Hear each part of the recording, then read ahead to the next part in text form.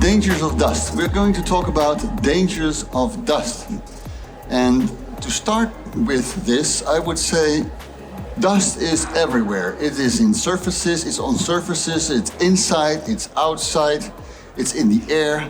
You can find dust everywhere. And dust also contains a lot. It contains dead material, but also living material. It can damage your health. And it can cause also other problems, like in the industry where they produce chips, microchips.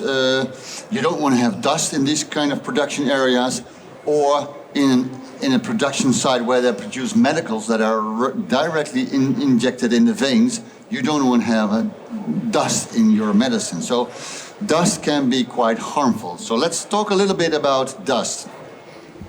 You basically have two types of dust.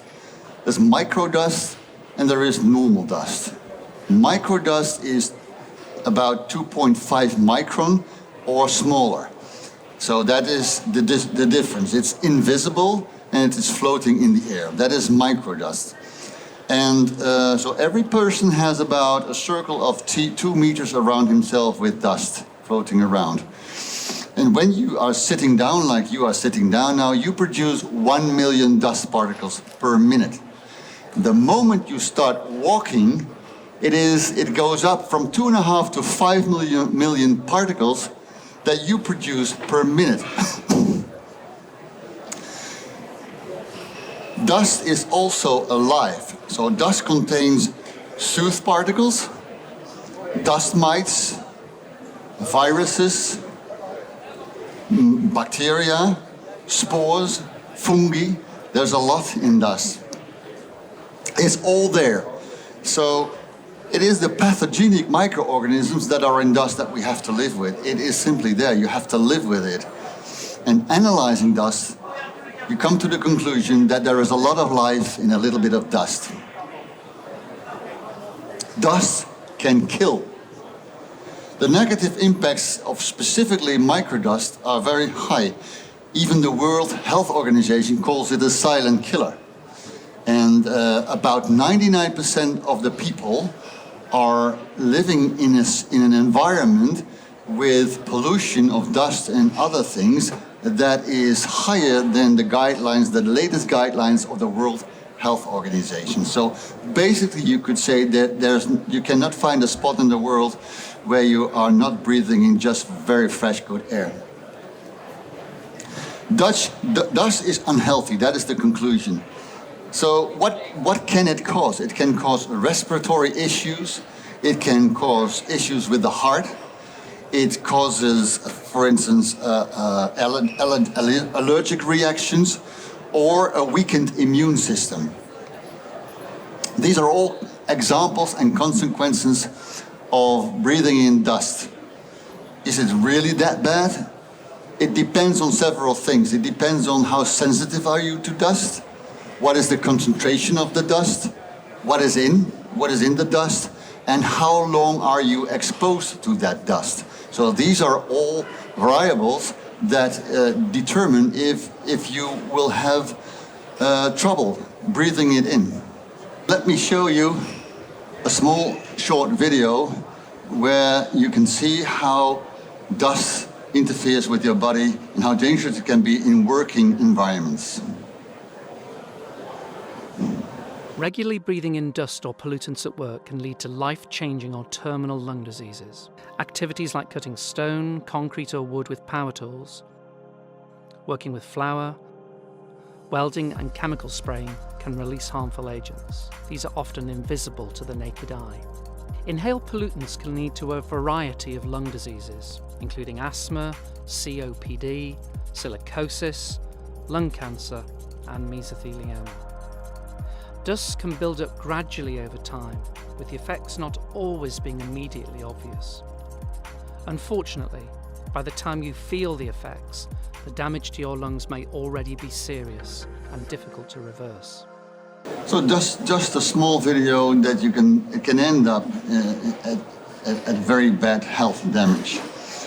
Apart from that, dust is also unattractive. If there are layers of dust on the surfaces, it's not nice to look at. And it can harm those surfaces and objects as well.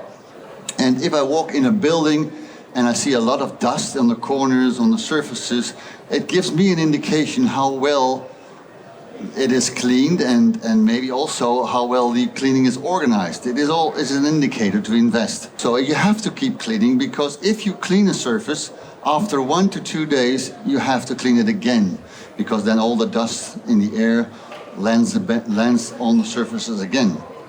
Dust must be removed. And there are several ways to remove dust.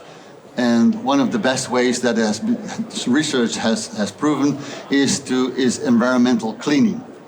And whatever you choose, whatever method you choose, you have to take care of two things. That is, first, it should pick up the dirt very easy, but retain the dust as well. How can we remove the dust? We can do that in two ways, mechanically or manually.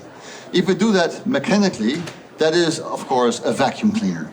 You have two types. You have an ordinary vacuum cleaner, but now today you also have autonomous vacuum cleaner, robots. And once in my life I saw at the airport in Amsterdam, I saw a machine with sort of a trolley with two wiping systems in front of it. But that's an exception. But it is also mechanically dust removing. The other thing is manually. And that is basically wiping. And if you're going to wipe, you also have to take care that you use materials that pick up the dirt and retain it. Now, can we retain dust? Because you hear me saying that is very important. If you use a vacuum cleaner, buy one with a good air filter system. For instance, a HEPA filter. So the air that is blown out is not polluting the air again. You can buy a very cheap vacuum cleaner, but then you have work after 2 days again with a lot of dust because everything is in the air again. So choose a vacuum cleaner with a good filter system. When you do it manually, then there are several options to remove the dirt from the floor, the dry dirt. That is with several types of wipes. Now, let me first say you can do it with durable mops. And if you do that, then you have to vacuum the mops after you dust wipe the floor.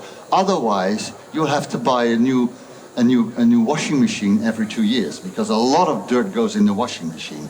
Sometimes I see people brushing it, and that's, of course, not. You shouldn't do that as well, because then you make a lot of dust airborne again. So if you use durable white dust floor systems, then take care that they are clean vacuum before you put them in the laundry. The second option is disposable wipes. And there are basically 3 types of disposable floor dust wipes. First, oil-impregnated wipes. Second is glue-impregnated wipes. And the third is static wipes, which get an electric staticity. So the oil-impregnated cloths are the cheap versions, so the budget versions, because they work very well and they clean very well. But you have to bear in mind that you have to do some precautions. For instance, you have to turn the pack now and then, because otherwise the oil goes down to the cloth which are below in the package. And if you have an oil-impregnated cloth, you put it to the wall, you drink a cup of tea, you come back. If you have a porous floor, there is a spot on the floor with the oil. If you want to prevent that, you take a cloth which is impregnated with a glue.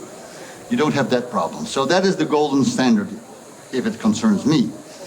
Then the third one is the one that has a static load, so it attracts the cloth, the dust. That type of cloth wipe I advise when you have floorings which have a structure. So these PVC floors that look like wood and really have those reliefs in it. Then it is good to use static cloth wipes. So that about the ways how to remove in a sustainable and a good way the dust from the floors. Why Valida Professional? Because we have equipment that you can clean very well. We have a wiping frame with a rubber sole which can be cleaned. So also in healthcare environments, this is a very good tool. Another very good thing is that If you use the cloth and you use this frame with the rubber sole, you don't have to attach the wipe to the frame. You just put it on the wipe and you dust wipe the floor. So you can do it, but it is not necessary. And so the conclusion is that we have a lot of tools that can help you to remove the dust from the floor. Thank you very much. I hope to see you back for the next V-Talk.